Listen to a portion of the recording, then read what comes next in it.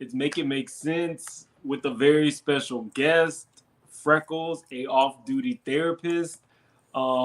Sorry that we were a couple minutes late. We were having some technical difficulties, but we're here now. I'm super nervous. Hey, Freckles. Hey, Mims, how are you doing? I'm super nervous. Yeah, you just said that, didn't you? Well, I'm excited to have this conversation. I remember we talked about it a while back. And I mean, as far as being nervous, you have to know you're not alone. And there's just about, plenty of people out there have, concerns, issues, traumas in their childhood. So I think it'll be a good discussion for us to have. I want to start off by saying that, first off, can you hear me well? Because I'm in a different setup. I felt like this setup was more conversational. I can hear you fine. I'm hoping out there in YouTube land, they can hear you fine too. Yeah, put in the chat if you guys can hear me or not. That'd be appreciated. I'm testing out some different places. You saw some. I was in the kitchen. Now I'm in a comfortable chair. Okay, so Freckles. As you all know, this is Mental Health Awareness Month, so I thought it was important to share because a lot of times, people ask me personal questions, and I don't look like what I've been through, if that makes any sense. Mm-hmm. So I grew up in a household where you didn't take things out of the house. If it's family business, it's family business. And what I learned as an adult is most times when people are saying or doing that, that's because they know that what they have done in the home, they don't want to get out. Yeah, I think that's the case sometimes for sure. Mm-hmm. So this is a lot harder than I thought because I'm a very private person, but I think it's important to have these kind of conversations. And if I can't lead by example, then how can I have them on my platform? Yep, that's true. So it's important to say before we start, Freckles is not my therapist. She's my friend. She is off duty. Off duty, y'all. She is not a therapist for me. I have a lot of respect for Freckles, and I was glad that she agreed to come on. This is not her professional opinion. She's not going to diagnose. And if we have time and we open Mm-hmm. the floor to more people, she won't be diagnosing you. This is more of Freckles, who happens to be a therapist, giving her interpretations on things. Is that fair to say? Yeah, we can say that. I mean, just here for support and as far as obviously I'm not here to diagnose anybody, but it's not you don't have to be regardless of your profession, you're not going to be on all the time. As far as your profession goes, we can live outside of that, and there's more facets to a person besides just what their profession is. And for me and Mims, one of the facets of me is being his friend. So, and I just happen to have some knowledge about some things that we're going to be talking about. That works for me. So, I don't have my thing up here. Okay. So, this started really because I was in New York recently having some drinks at a dinner, and the conversation turned to like being a kid. Hmm. And for some reason, it moved to field trips. And so I was saying, if your parent was at the field trip, you were for that day. Right, right.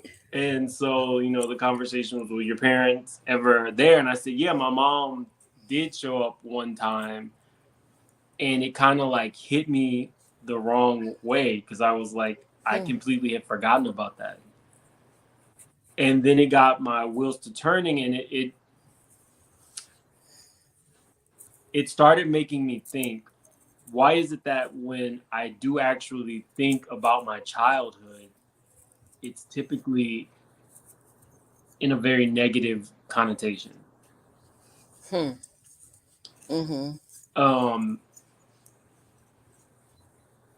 what I won't do on this is discuss really things that happened with anyone other than myself. Because I do have siblings and things of that nature, but this is about me. So, what I will say is, I grew up in a very abusive household. Um, it was not sexual in nature, anything like that. It was physical. Um,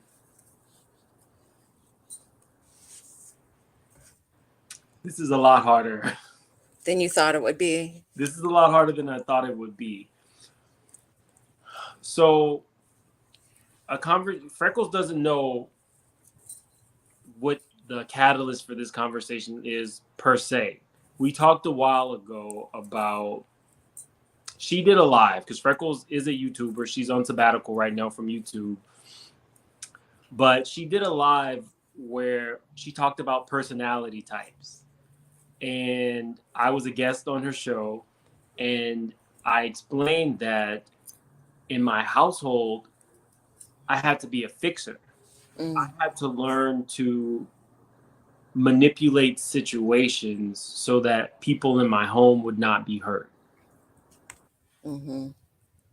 And I said it probably has benefited me career wise because I'm in process improvement. I People come to me from I have so many friends from every socioeconomic status that come to me for business advice and things of that nature, and we can fix it.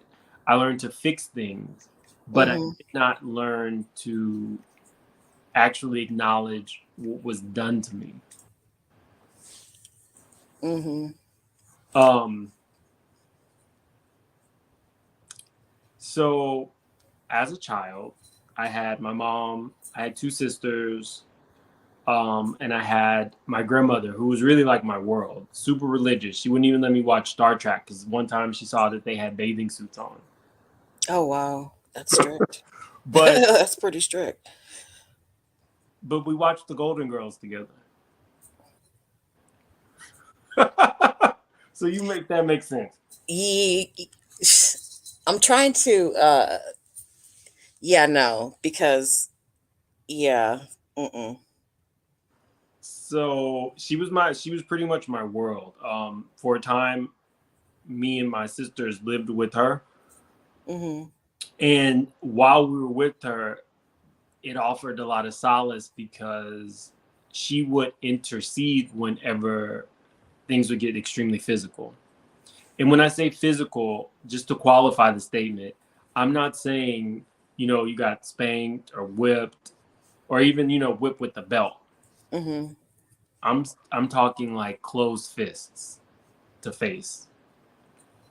Wow. I'm talking about hiding marks when you went to school, that kind of stuff. Mm-hmm. Um I want to say that I love my mom very, very much. I have forgiven my mom, but the point of me doing this is I don't want to be triggered, right? I can forgive you Right. emotionally, logically, but I've never gotten a I'm sorry or an acknowledgement. Wow. So even though I've forgiven, if ever, they act out, I'm triggered. And it's like scratching that wound. um The forgiveness piece is something that obviously you know you had to do for yourself in order for you to be able to move forward in life, because if you hold on to that, it definitely affects you. You know, they always say, which is, I mean, it is a true saying, that not forgiving in a lot of circumstances is more painful for you than the person who committed the offense. Hmm. Because if you're holding on to that, I mean, we see people in YouTube streets who are just mad at the world, right? And they lash out and they're hateful, or other people may self sabotage. Um, Other people, take it out on anybody around them, or they're very protective of self in a sense where they may, any slight that comes towards them from another person, they overreact, or it's a self-fulfilling prophecy where they're saying somebody's going to betray me, somebody's going to do me wrong. Oh yep, see, she said that, see, that's exactly, I knew this was going to happen, and then they, lash out. And that's the kind, those types of things are what happens when you don't go in there and forgive to some extent, to enable yourself to move past it, so you're not holding on to it as much. Obviously you still are, because you can still be triggered by her, but you could be a lot worse off in the sense of, if you were holding on to all of that. But I completely understand what you're saying about being able to be triggered. And I know people, there's that part of a person that says you forgive because you know it's going to be better for you, but you still want that other person. You want your feelings to be validated, right? By that individual to some extent. Some acknowledgement. Yeah, some apology, a conversation. This is what I was going through, even though it's no justification what one person's been through, the hurt that they've experienced, putting it off on somebody else, and carrying on the generational curse. That's not, definitely not an excuse, but at least to have a conversation, a discussion about it, so that you can have some kind of not understanding in the sense of, oh, I get why you did it, but okay, this person experienced that, and they obviously, I mean, we carry all these childhood traumas with us. I can understand how it's difficult where you haven't had that discussion with your mother, even though you, and to some extent, in certain ways, have forgiven the actions that have happened. So, okay, so I want to be careful because you never really know if this will. See, I'm doing it again. This What's is that? my truth. This is what I experienced. And even Mm-hmm. in that, I'm thinking about, I always think multiple steps ahead to make sure that people aren't impacted. Yeah. It goes Yeah. deep. But we're going to try today to make it about you and your experience, what you're feeling, acknowledging, making you the center of, this is who, this is the important person in the room right now. It's not about you being the fixer for everybody else, of course, with respecting boundaries, like you said, because you don't want to share somebody else's issues. But this is about you. Um, so okay, so I guess I'll do it in segments. So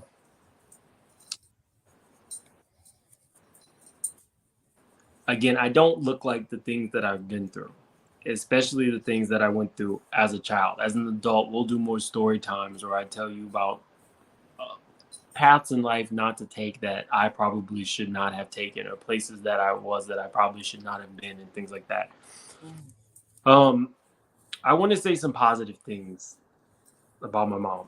She definitely instilled core values in me of like giving back. mm-hmm. Um, I have personally worked with her at cancer centers where she donates her time and Oh, her that's awesome. resources and things of that nature. She definitely taught me how to give back. My mom was a single mother with three children, and financially, it was a struggle. Mm-hmm. So I don't want to just come on here and say, things were bad, and I don't know because there was no drug use, there was no, like I said, there was no sexual issues. Mm-hmm. It was just physical violence. And she's a very religious woman now, and I love her very much. Mhm. But it was really rough. It was really rough.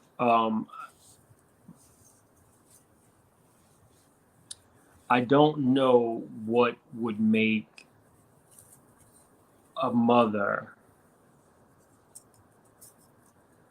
get physical with her children the way that she would get physical if she were having like a street fight. And we were really good kids. We definitely we were all like honor roll students. Right. Uh, there was none of us. There was no like drugs, no drinking, no sneaking out, anything like that. So one thing that I struggle with is I always try to look for reasons that that behavior persisted up until I could physically stop it. Is that right? Is that normal? I mean, you're always going to wonder why when you're put in a situation like that, right? Um, I just hope that you're not looking at it in a sense of you may need to reframe it if you're looking at it as a sense of trying to find reasons to justify it. Or are you just asking yourself questions? Why did this happen? Why did she do this? Hmm. Which way do you look at it when you're asking In yourself those present questions? day, in present day, um, I try not to think about it. It's Mm, when she does something that really makes me angry that that scab is like ripped off. I never talk to her about it because I never want to hurt her feelings. Even though these things are truths, yeah. I still go back to protecting her. It's weird. Yeah. Yeah, you're holding on to those. So the conversation that Mems and I had months and months ago, we were talking about dysfunctional family roles. And you guys can look that up. There's research theories out there that people believe that in certain family situations there's dynamics and roles that the individuals within the family play. And I can't remember what our conversation was, but I remember telling Mims that it felt like it sounded like he was like he framed it, called it the fixer. A lot of times there's that person in the family who is the mediator, who when things are going wrong, when stuff pops off, they're trying to fix things, they're trying to calm things down. And we can Mims, hearing that obviously you still have some of that in you, like you mentioned earlier, What I have what in me. as far as trying to be the fixer or the Oh, mediator. yes. In pretty much every aspect of my life, except it has Mm, benefited me at work. right, right. I don't know, Freckles.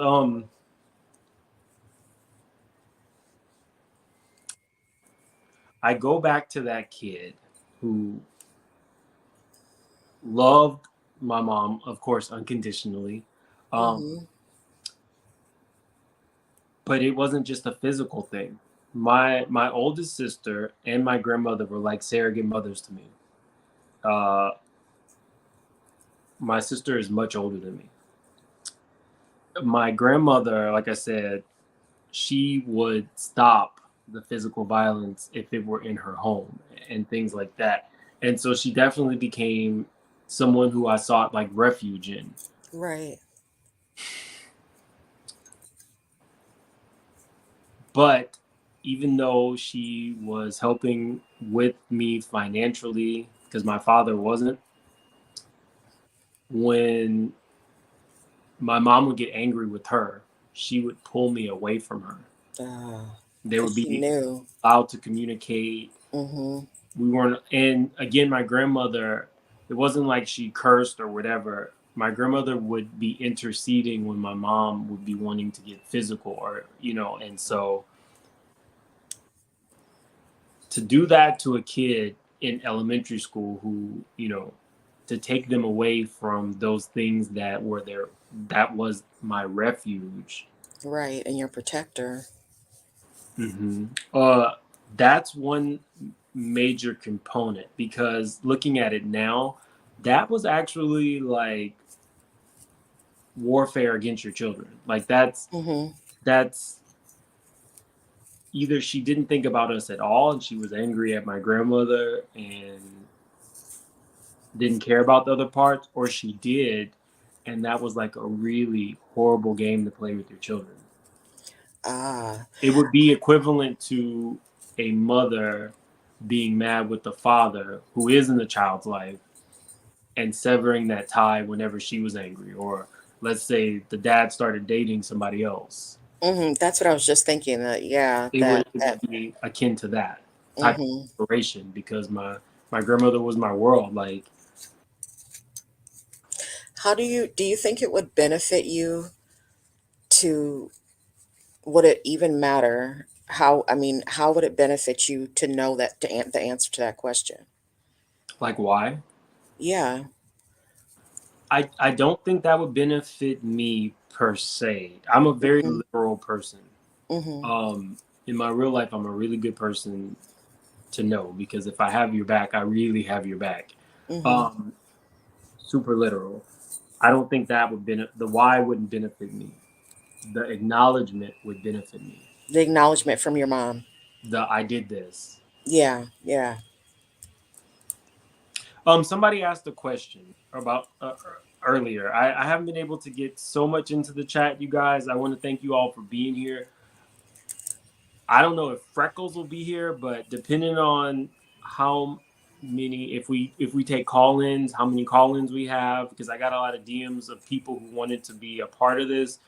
Um, this Oh, might be that's something that awesome. I do as a regular thing, not a weekly thing. I can't go deep all the time, Yeah, that's a lot. but maybe once a month or once I do memberships, it could be something for members where we have these kind of like open conversations and we really, it feels like exposing yourself to, for lack of a better term, it feels it feels more like a sense of a community. So this might be something that we do more often because I know that a lot of you guys have reached out to me personally about how you were impacted.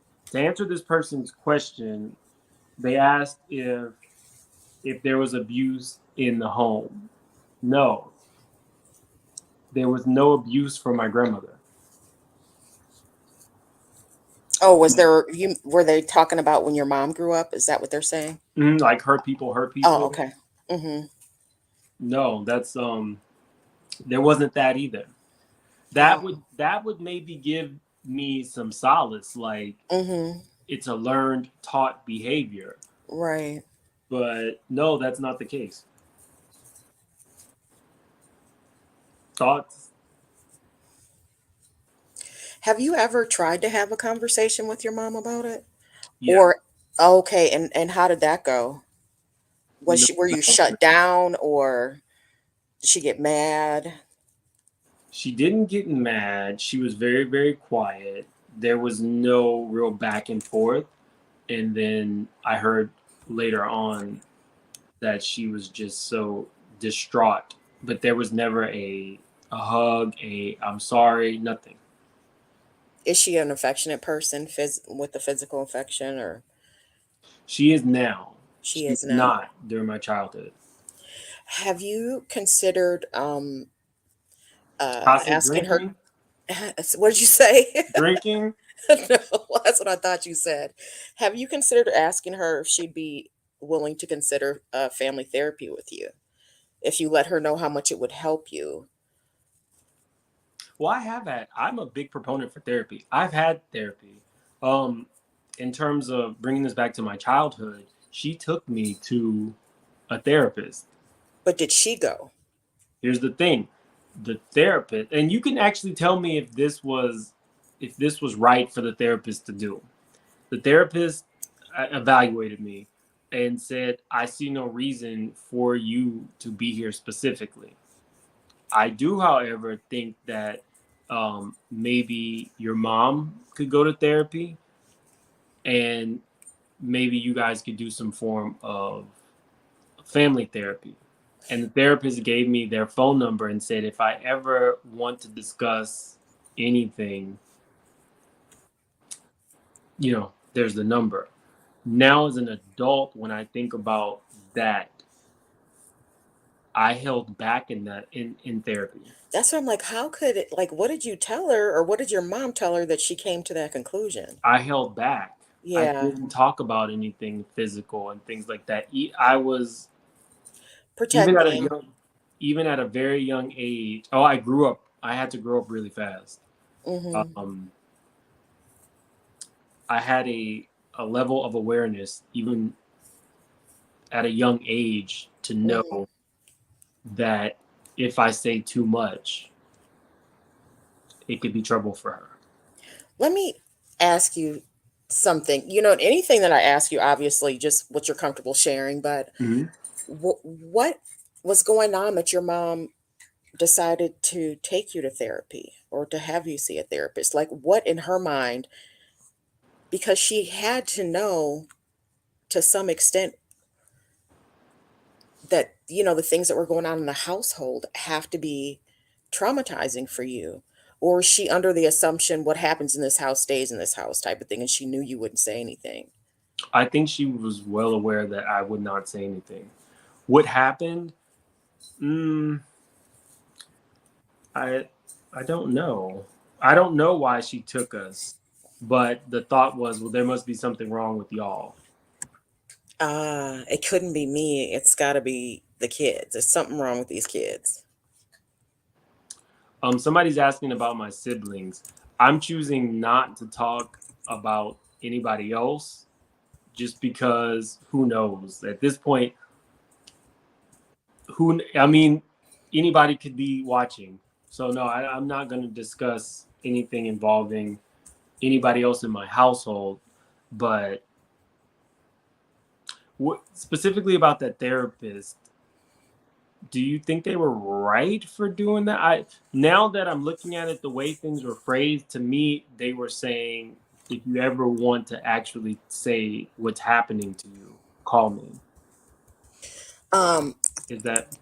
so this was after, was this after one session? Hmm. I sat with them for hours. Oh, for hours. Okay. I just can't see how, and but things have changed. Things, the way therapy. I mean, things evolve. But even back when you were younger, well, I wouldn't know because I wasn't into therapy when we were young. But I can't imagine, even knowing the history of the different theories, of psychology, therapy, counseling, that after, one session, somebody would say, I can't, I don't see why, because everybody has stuff going on. And just using common sense to know that if a parent is bringing their child to therapy, there's something going on. So to say, I don't see a reason why you should be here, but I see something in your mom. Well, if there's an issue with the mom and you're a minor living in her care, some of You that is shouldn't have to gonna, report that, right? well, yeah, she'd be have to report it if you told her about the abuse, the therapist, Mm-mm. if you did, she would have to report it. Yeah. That's why I think she. I mean, this is me as an adult thinking Mm-hmm. back to why she gave me the number. And that's the only thing I could think of. I did not tell her about anything physical. Um, And how old were you? I must have been About, like fifth grade, okay, okay. And it was a child therapist? assumingly. I don't know. Yeah, you would think otherwise. They probably wouldn't have taken you on.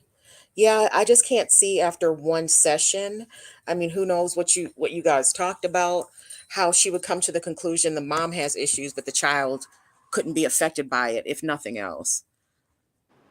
You know, that's interesting, but again, I don't know the conversation you guys had. Right. I mean, I don't know.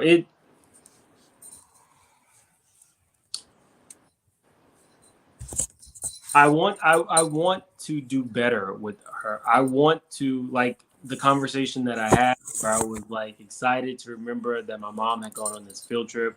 Again, Mhm. guys, we didn't have like money or anything like that. So now I'm very cognizant of the fact that she had to take off work and stuff. To do that,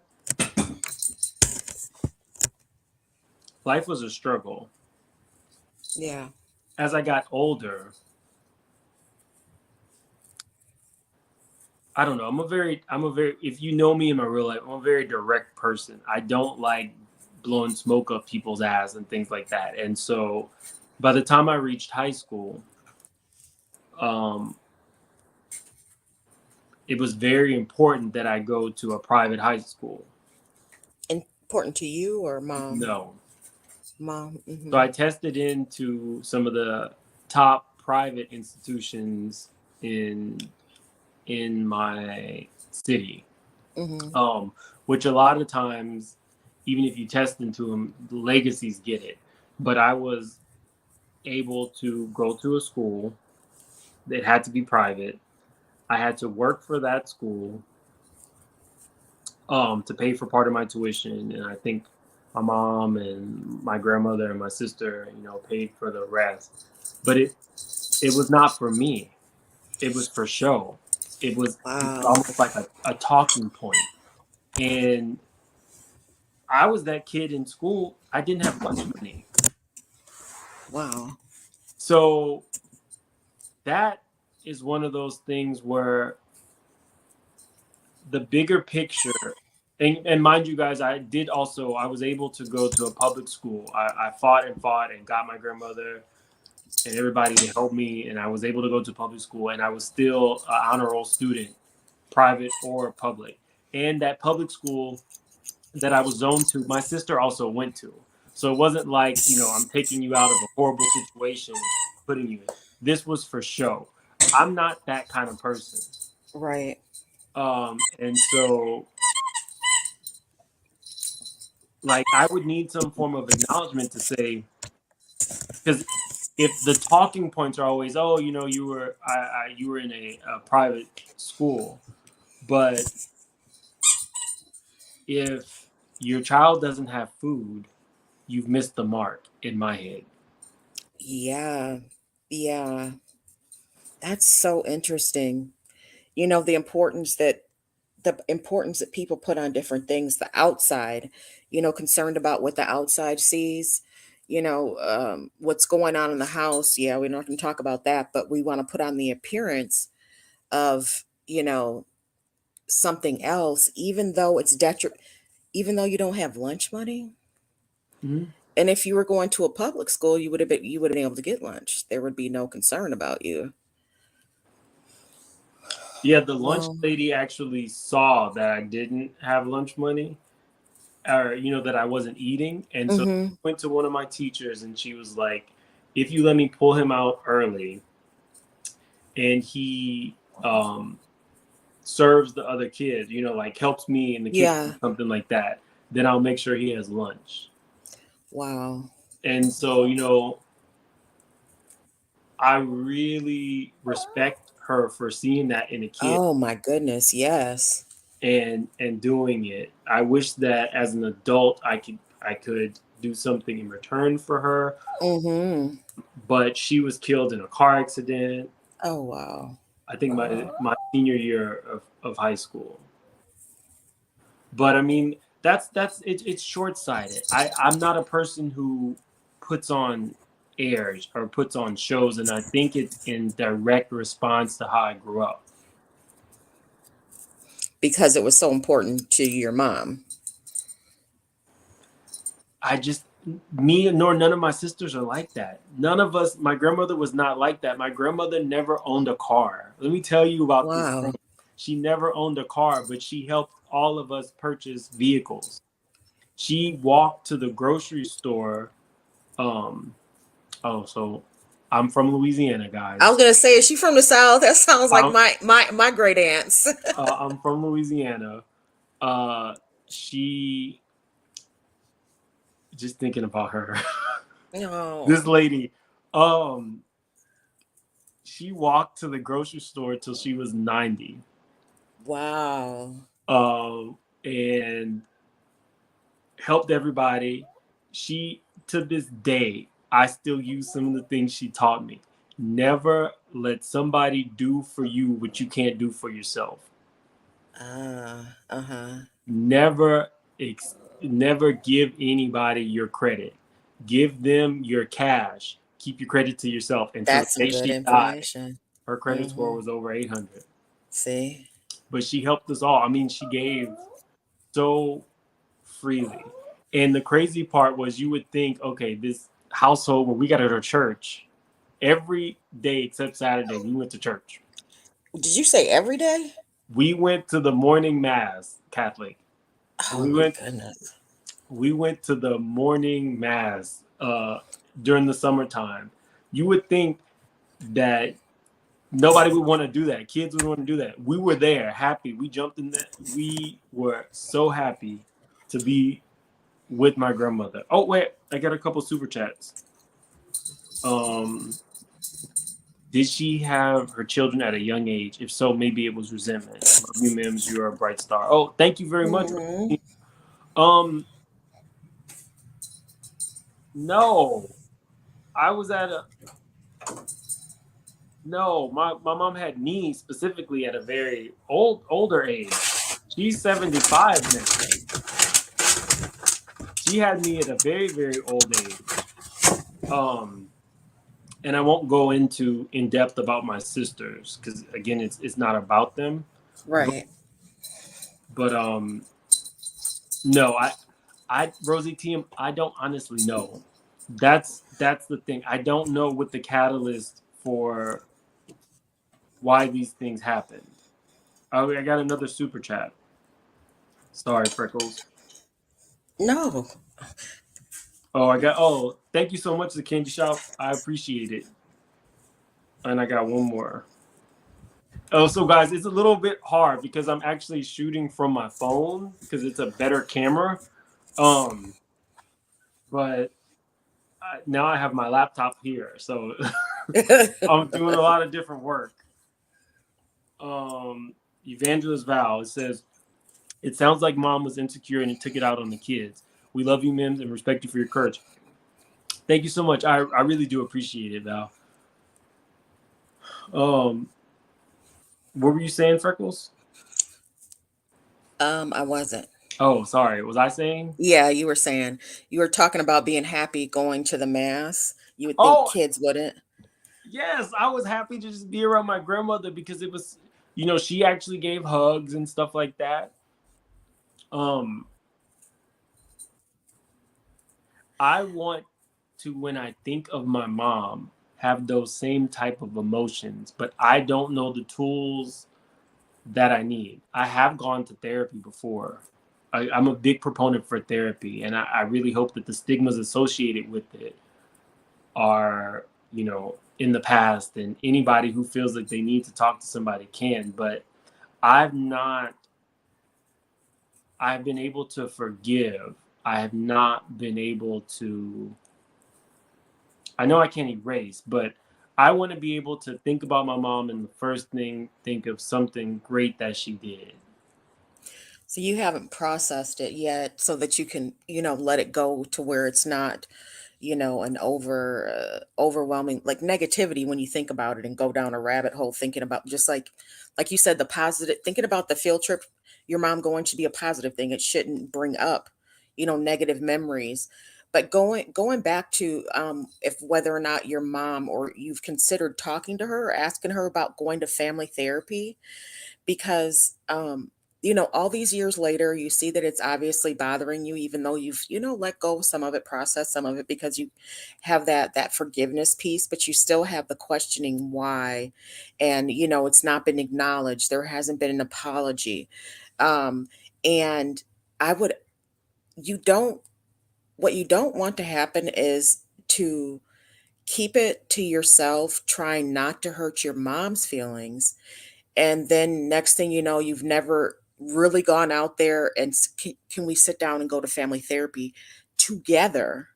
Even if it's she has a session individual, you have an individual, so the therapist knows what's going on, and then you have a session together so the therapist can try to help guide you through that conversation, because the last thing you're going to want is for her to be gone and you never have the answers, but you're still holding on to all that for the rest of your life, because that's going to affect all your relationships. Transference of energy. Right. It's Right. and it's going to be there. It's going to be there with your romantic relationships, business relationships, when you have kids. You don't want to, that to be something that affects them in a negative way. If you haven't really talked to her about it, I would consider doing it. It's all, nobody knows, better than you whether it's something that you think will be beneficial to you, but in the long run, I think going out on the limb and putting yourself first and trying to get that to happen instead of being more concerned about her feelings and how it's going to affect her. Is she going to get upset?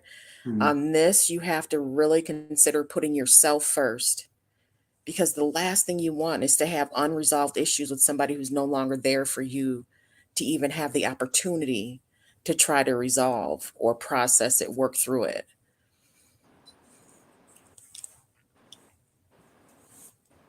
I mean, I could definitely ask her and But my also sister. let her know how important it is to you now and how it's affected you, because you're always, and when you do it, you have to prepare yourself to say, this is about me and what I need, not, okay, I don't want to say too much or push her too much because I don't want to hurt her feelings. If you, I think, possible, I mean, to go out there and to put it all out there, why you need it, how it's affected you, and let her know, look, I'm not trying to attack you. I just really need to process this, and that you need her to be a part of it in order to really get it done. I could definitely do that. Um,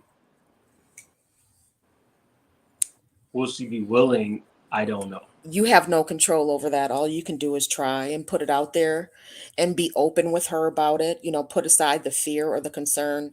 I mean, you're not gonna, like, look, woman, I mean, that's not what I'm saying. But don't just give up when you see the first sign of, no, I don't want to do that. Share with her why you need it, how it's affected you, not in a way that it's malicious or attacking, so that she knows it's not something you want to go and make her look bad. Because, sometimes, oh, you just want me to go to therapy, make me look bad. And if that's something that was a part of your household growing up, the outward appearance is always being worried about that. Um, and with her, I mean, our parents' age, you may have to have the discussion too about, if they're open to therapy. But it seems like maybe she is if she took you, but maybe she's like, well, therapy for him, but it's a different story for her to participate. I think I think she always felt attacked. Mhm. I think she Mm. always felt like I don't think there was a self awareness. Mm. So she always felt like, why are they doing this to me? Why are they making me feel this way? It was never a, if everybody else in the room feels Mhm. this way, maybe you should look internally, or Right. analyze some of this to see what you are putting out there that makes people feel that you are this aggressive person. Like, Mhm. in all honesty, I stopped getting the beatings when I could physically stop her. That's the only time it stopped. That Otherwise, it would have. Mhm. um and even that did something to me mentally. Protecting Uh, yourself. the fact that it didn't stop on its own, the fact that I Oh. have the foresight to say, and again, I must have been like in ninth grade, maybe 10th grade. I was an athlete, so Mhm. physically, you're not gonna let Yeah. somebody punch you in the face. You know, Right. um, having to come to the conclusion that I was going to physically stop it, I think it did something to it. It took a little piece of me, like, wow, you were never going to realize that this is not right. Mhm. and her um not realizing that, or not going down the path on that journey to figure that out for herself. That's something you don't have control over. So you have to, reframe your thoughts on that, do some, the cognitive processing to reframe your thoughts on that, because you have no control over that. You have no control over when she would stop, why she stopped, or why she didn't stop. So that's not something that, so when you think about it, you kind of have to reframe the way you remember it and the way you think about it when when your brain's going and it's processing. You kind of have to reframe that because you can't change it. You have no control over why it went that way. That's your mom. Like my aunt would say, that's your mom's deal. That's not something that you have control over. So to hold on to it and let it be something that you ruminate in and that affects your emotions is not helping you at all. And especially since it's not something that you had control over. Her actions. Right. Only she did.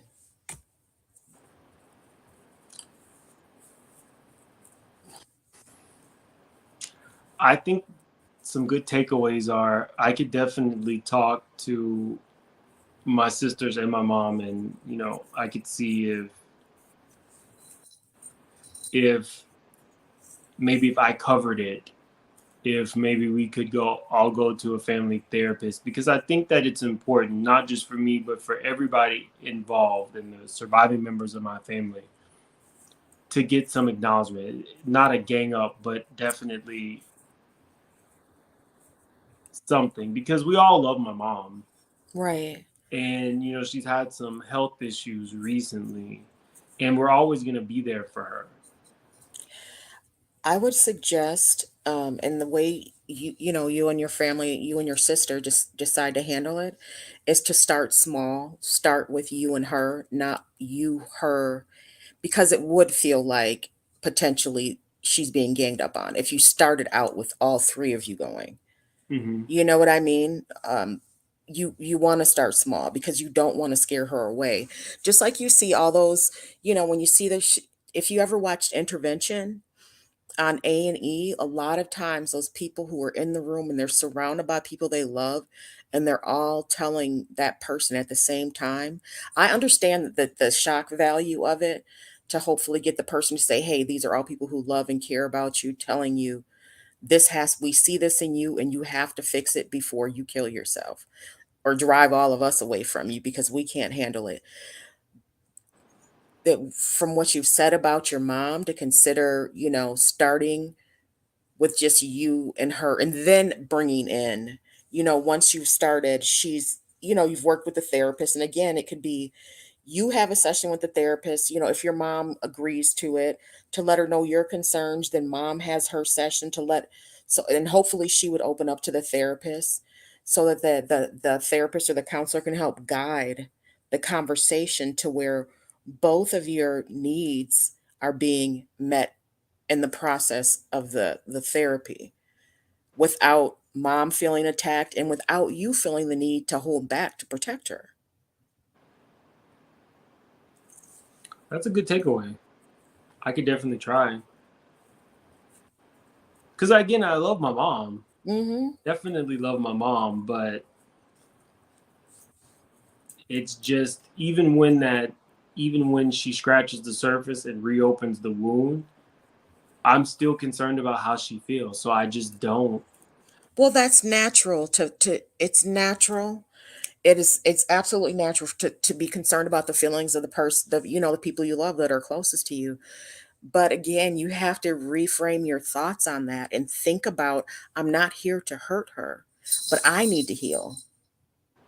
I need to heal too. And you're not, your intention is not to hurt her. You have no control over how she, brings, how she takes what you're saying, how she processes what you're saying. But if you sit down and think about how you want to approach her, and I have no doubt, regardless, you would approach it gently, but your mom, and just sit down and think, how can I say this that hopefully, possibly, because you have no control over whether or not this will happen, but hopefully, possibly, she'll be open to at least considering this without feeling attacked. But again, you have no control over it. She may feel attacked just because you bring it up. That's usually the case. But when you're thinking about what you're going to say, and it doesn't hurt to write things down or even to have the conversation, to have a practice run with your sister, to have just how you want to say it. So you can say, hey, do you think I should say something differently? Did you hear any aggression there? That kind of thing, role play it with your sister. But knowing you have to know and yourself that you're not trying to hurt her, you're not trying to attack her. But I need this to happen. I truly want this to happen so that I can process it so I can be a healthier human. You have to think about it that way because you're not trying to hurt her. Right. You already know that. You've said so many times here today, and just the way you speak about your grandmother, your sister, and other videos and things like that. You obviously love these women in your life, and you're not trying to hurt her. But we don't know how she's going to interpret it.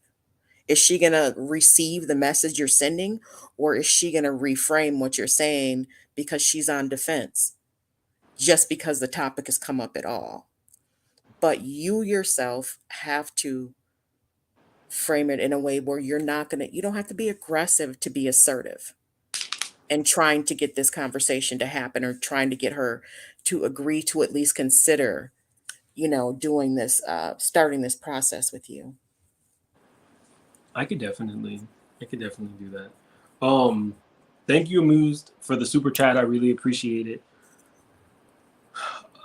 I think I will take your advice. Hey, really, BTV. I could talk. I could definitely start off by asking her if we could go to a therapist and work through some things. I really just need the acknowledgement. Mm-hmm. I really just need her to say this happened. Somebody asked about my dad. I think that'll be for a future conversation. I haven't decided. I'm I'm nervous. I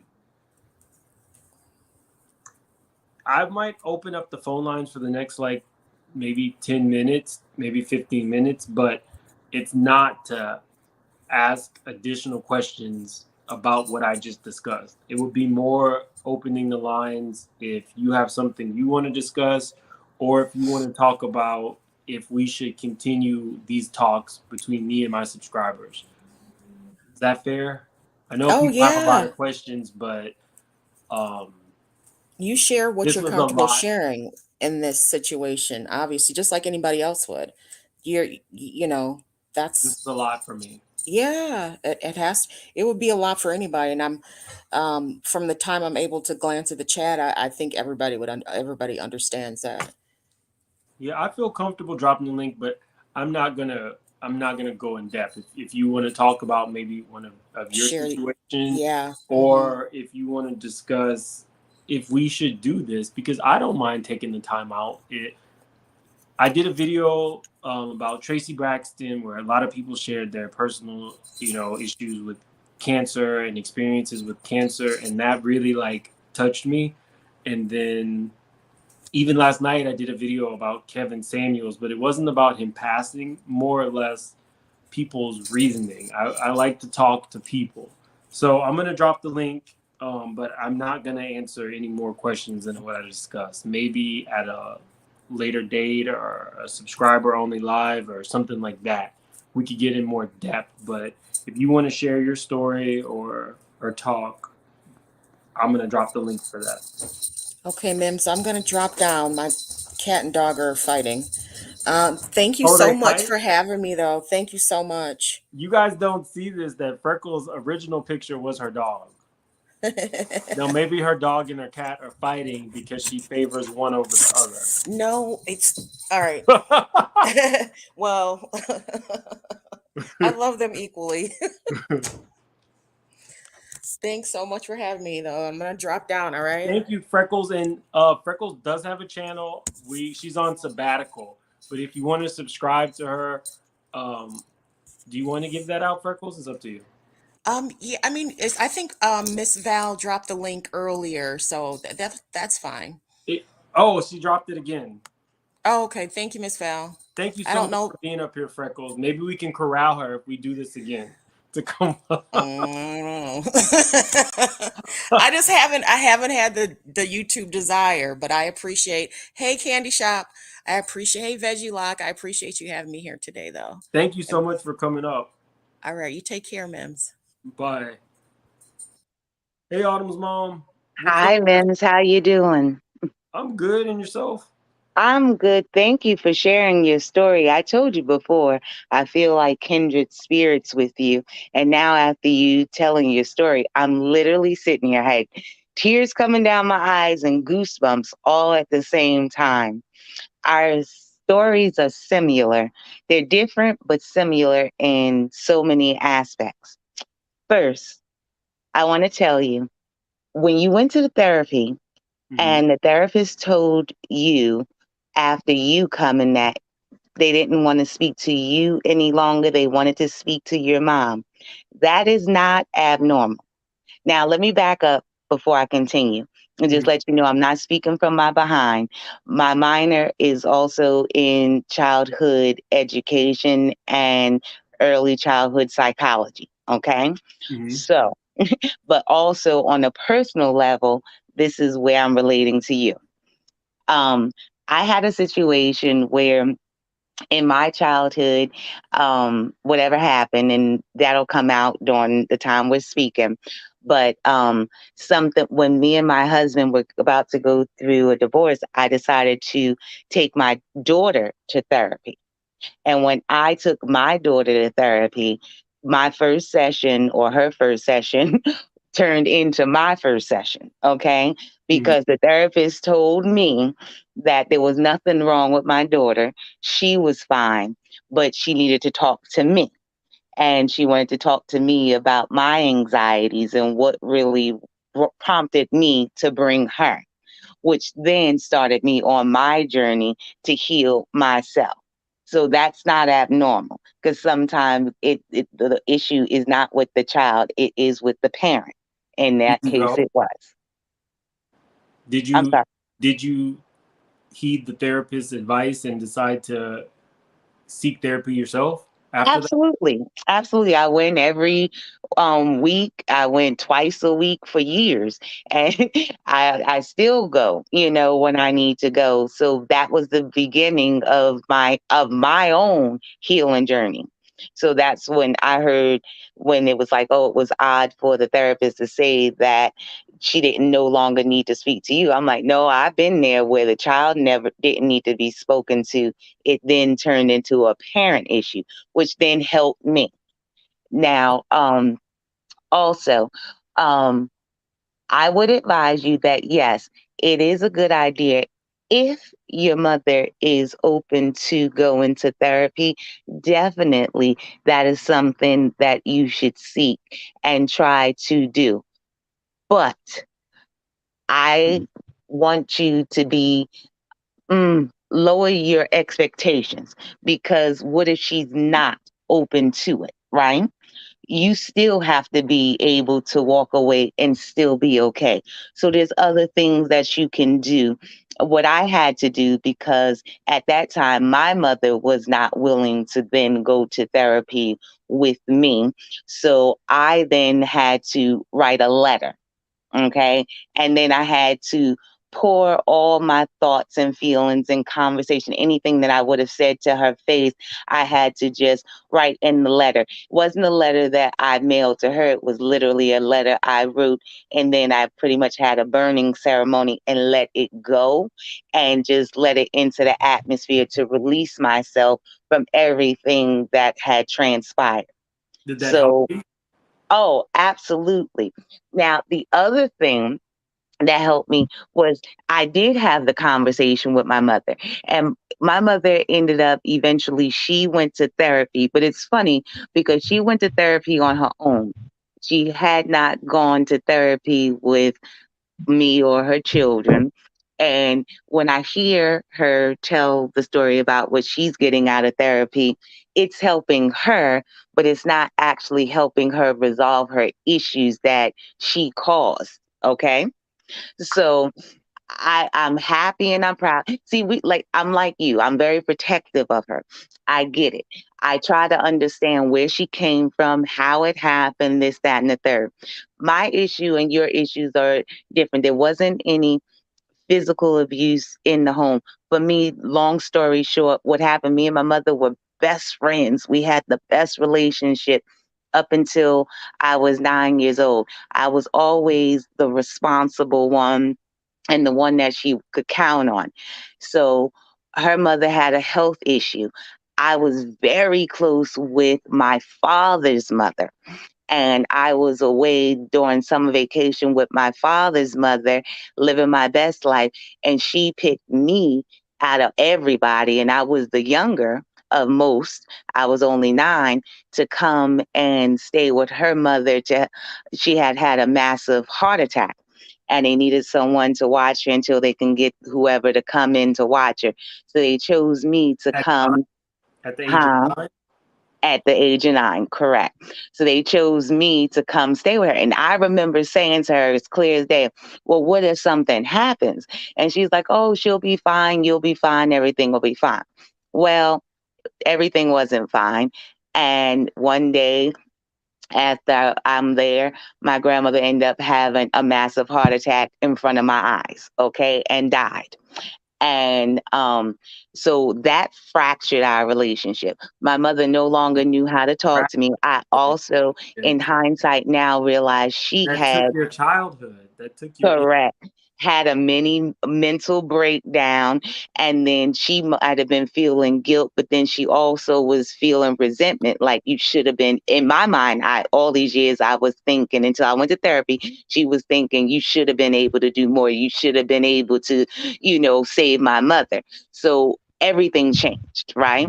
So then I went into protective mode. Then we always had this thing of being perfectionists, everything had to be perfect from your hair to your nails to your clothes to this to schoolwork to this, that, and the third. So to please her, everything went into overdrive. The same thing you said as far as testing into high school, did all that. Everything I was like, you can count on me. I messed up that way, but I'm not going to mess up again. Okay.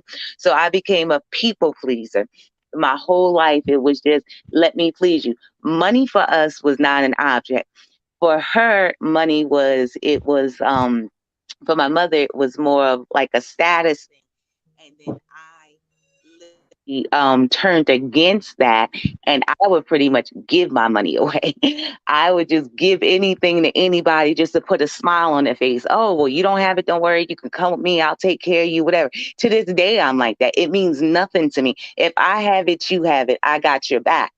So, with that being said, we just parted ways, and I thought I could just please her into loving me.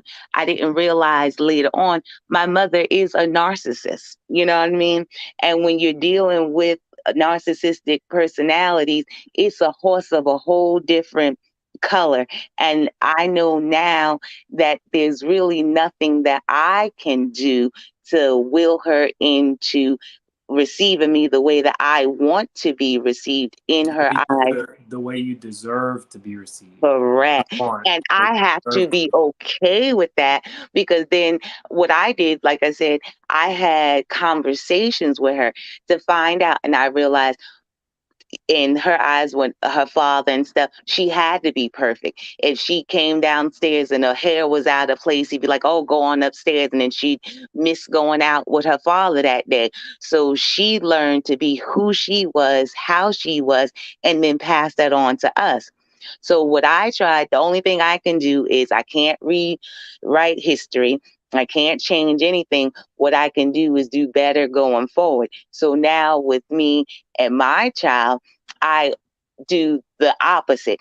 I overexpress my love to the point where people say we're sickening. Like you can't, everything is I love you, I love you. If you're my friend, we're not getting off the phone without me saying I love you. You know what I mean? I say that, I show that, I do whatever I can do because when you know better, you do better. You know what I mean? But I went through phases. It did not happen overnight. Like I said, I started from over trying to please people.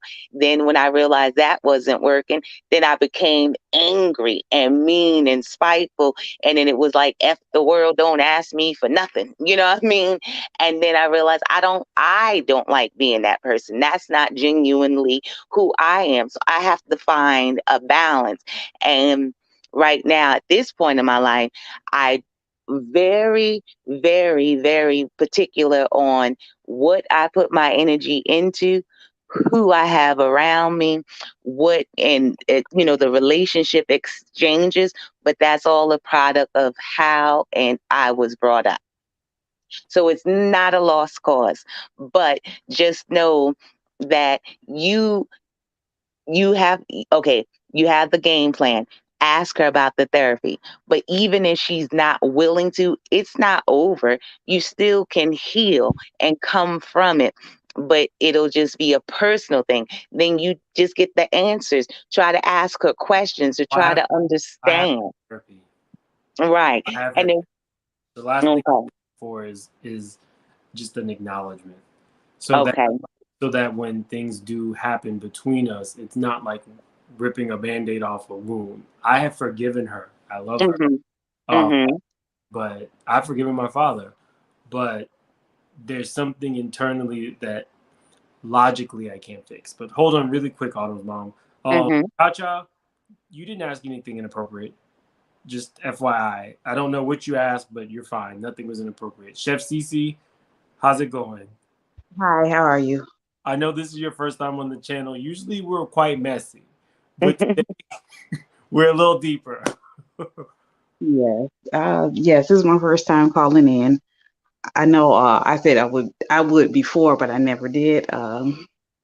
But when I saw that what you posted about what happens in childhood carries into adulthood, it absolutely does. Mhm. Um, I'm 42.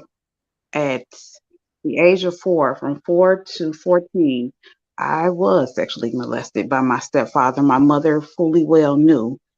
The reason why she didn't do anything is because she didn't, quote unquote, want to go back to live with her mother, who was also very abusive.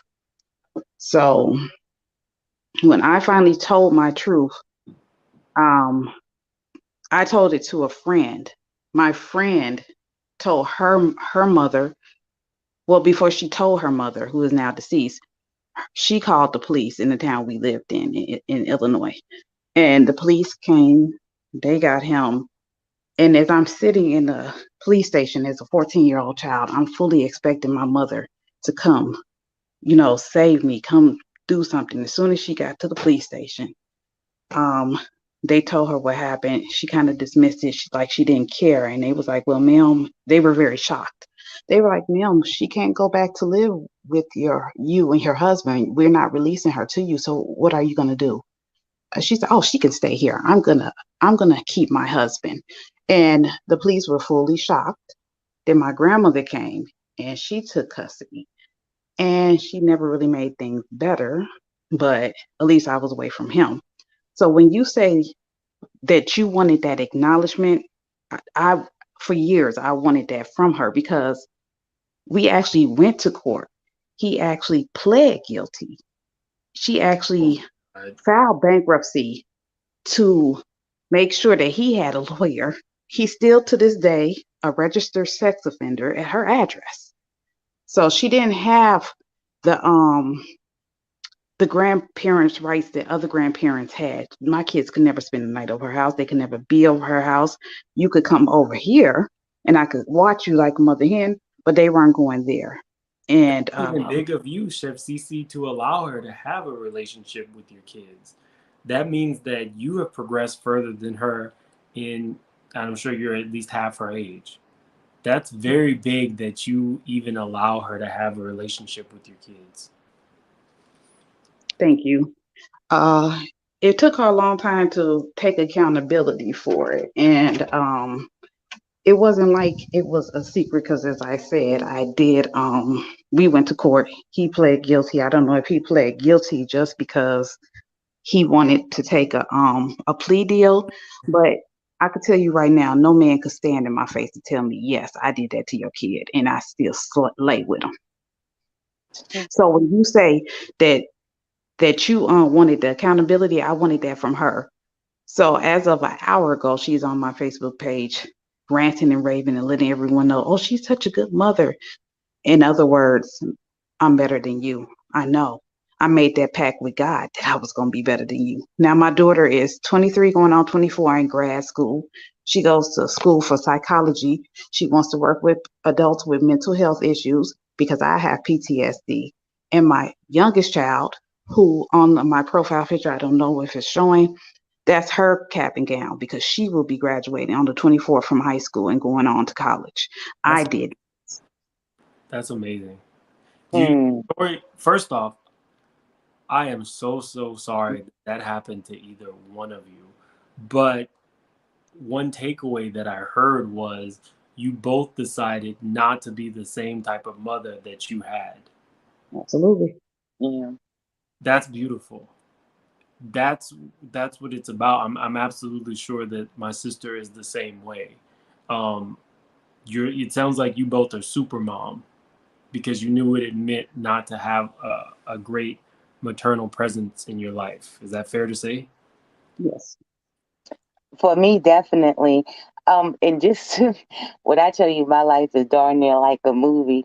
Just fast forward to age 16, my mother ended up having a relationship with a gentleman, and I wasn't exposed to sexual assault or anything like that, or any kind of assault by him, but she was. That was a My mother always raised us to be, independent women and this, that, and the third. And like once again, in hindsight being 2020, I realized when her mother passed, she had a mental breakdown. So the things that she taught us prior to, she automatically shifted.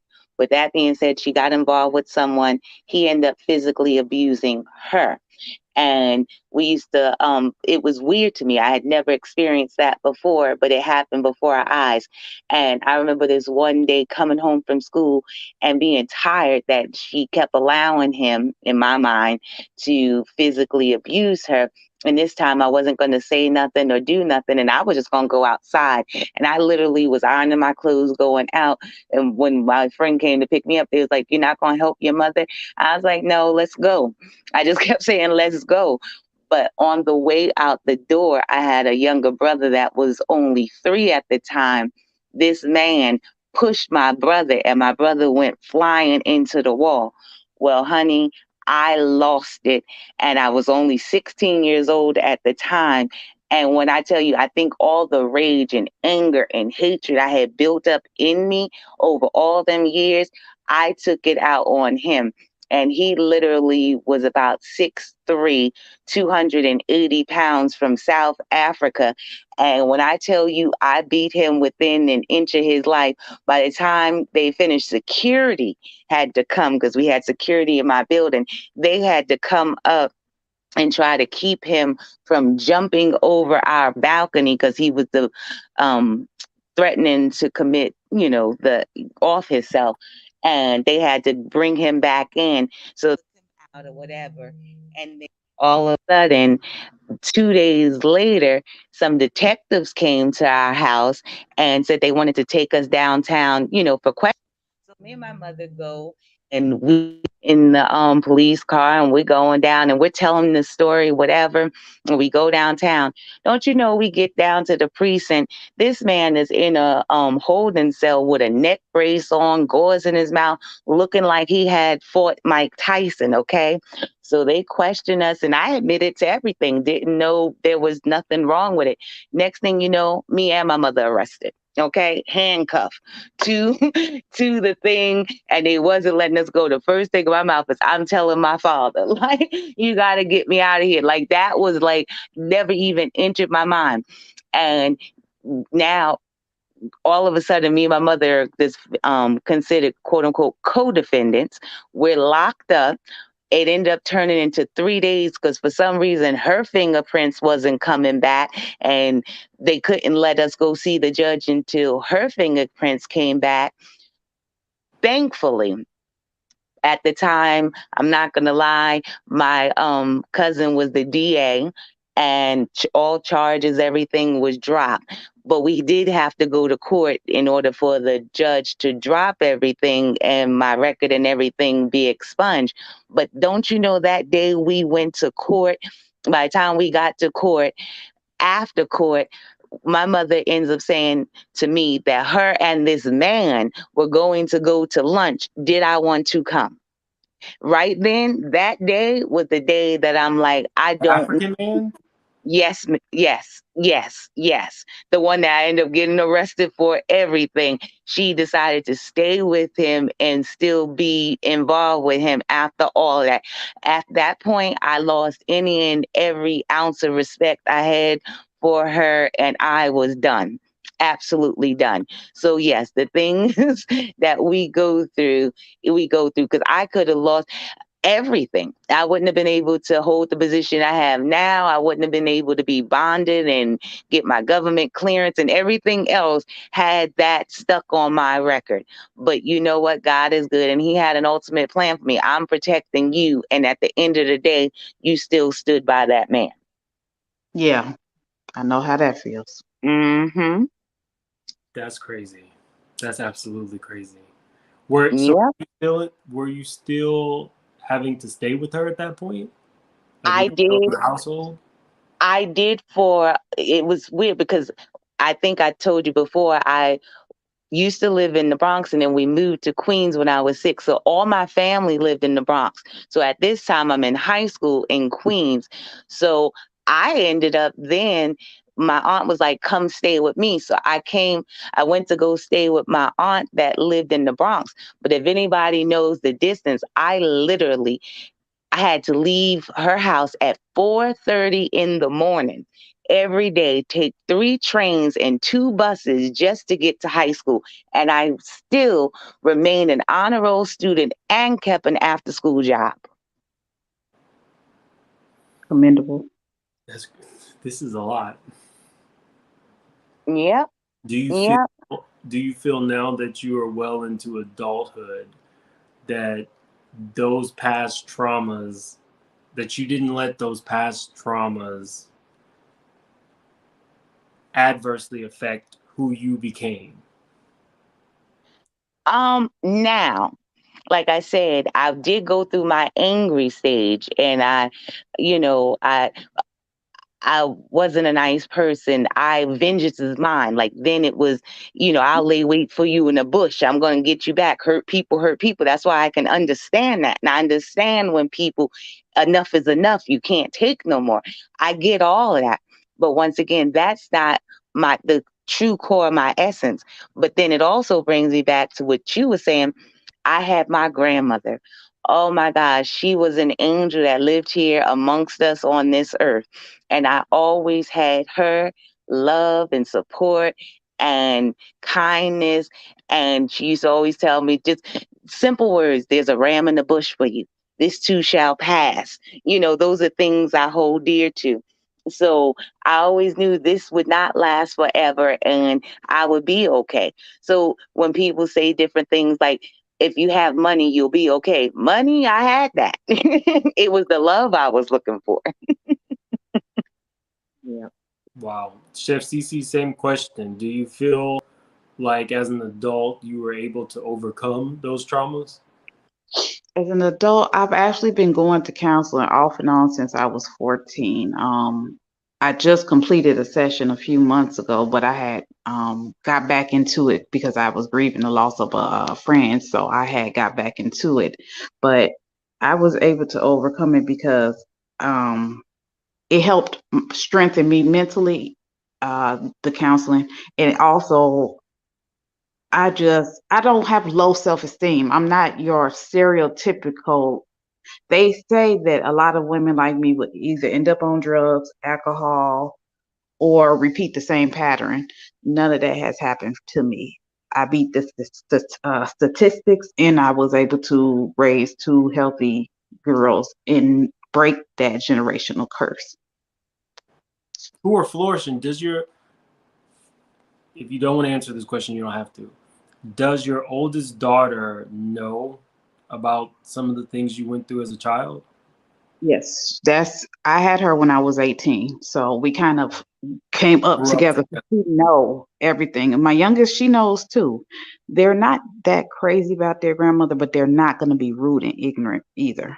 Where I was going with that is your daughter knows about your traumas and has decided to help other people. Like, didn't you say she's going to be like a therapist or a psychiatrist? Yes. That's beautiful. Hmm. Mm-hmm. She knows what you went through, and it's now going to be her life's work to help other people going through it. That's the moment. Yes, most definitely. That's also part of the reason why I picked that as, a minor in when I went to school was psychiatry because I wanted to get a deeper understanding of what I had gone through. And it's so funny because even in the therapy sessions as of later, I end up helping my therapist because it's not like I don't know. I know. I kind of, you just kind of it's talking, just talking through it to get another understanding of someone else to just validate that you're not crazy. And it makes sense to someone else what you're thinking. So that's pretty much, why I go. And then if I'm not on the right key, then put me on the right way of thinking. So, because not always do we think the right way, but you kind of know what you already need to know as far as healing yourself. I think we all have the ability to heal ourselves. Sometimes you just need another voice, another person to talk to get it out to help you heal. I Hmm. think it was helpful to me. Uh, do you think, ladies, that we should? Because I got a lot of DMs. Do you think that I should have these type of talks more often? I would say Yes. definitely yes, yes. Yes. This was Most. very inspiring and helpful.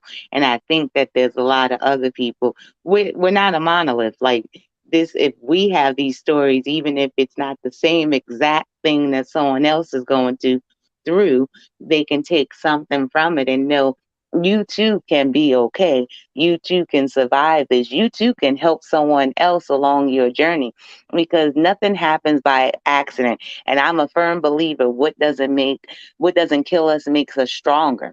We still have a purpose here. And to me, it's to spread our message and our testimony to help someone else. Okay, well, I mean, I guess we can. Now, don't get me wrong, we're not always gonna go deep. This was a lot for me. I'm a Yes. very private person, Hmm. um, and I'm sure it was a lot for Chef Cece and Autumn's mom. But again, you can't build a community if you don't actually know things about people, and That's if true. you don't feel comfortable opening up. So I will do these.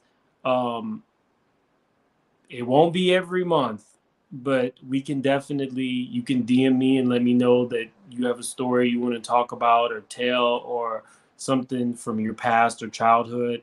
And we could definitely get together and have another session like this where we Miss, just do kind of you like, have an email? yeah, it's make it make dot sense at yahoo.com.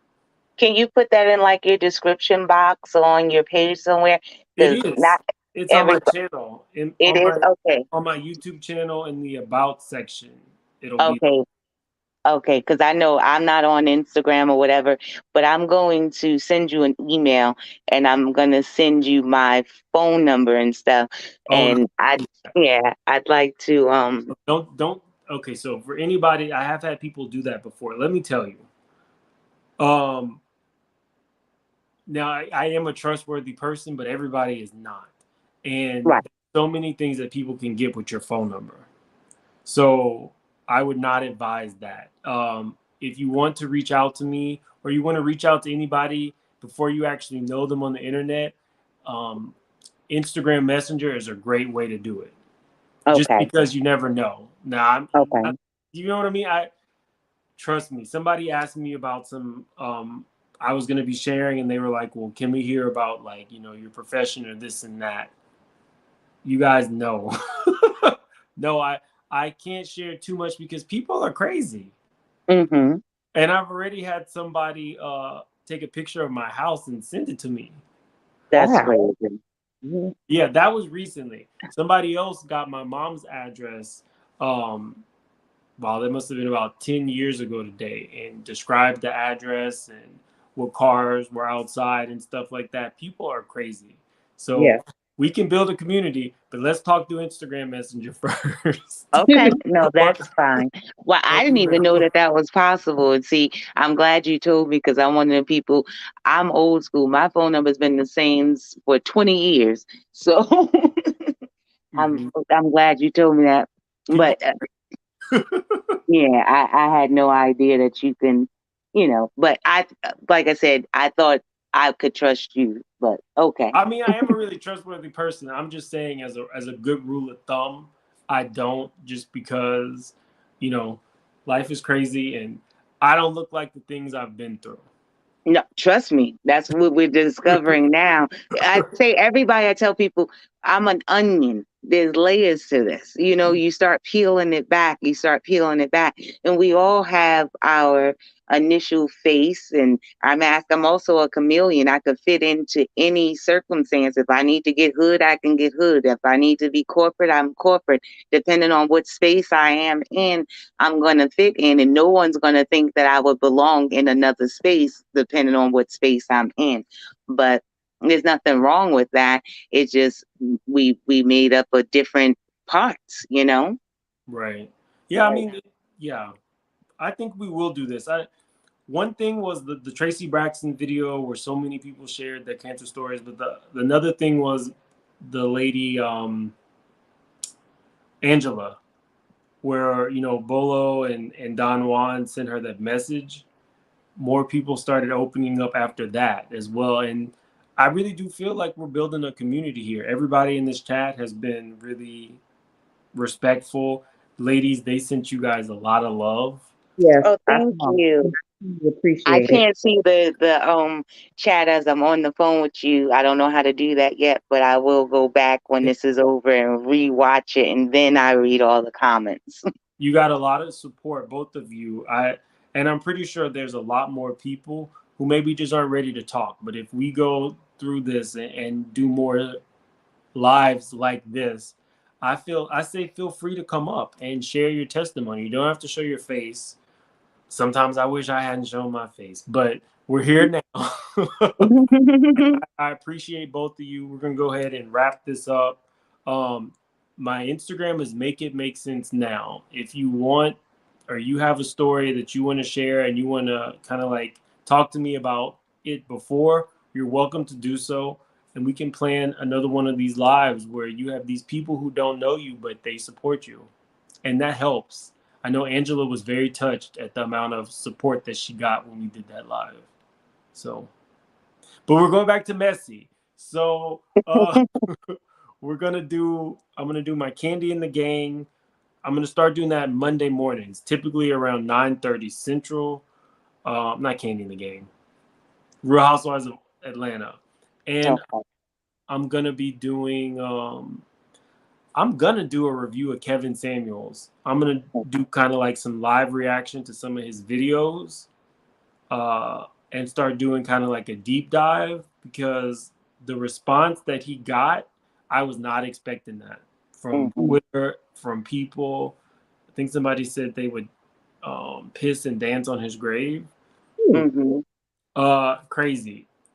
So I'm gonna do that. Maybe tomorrow morning I'll do a live reaction. I don't know, but I'm gonna be giving you guys more content. I want to thank you guys for coming up and sharing your stories.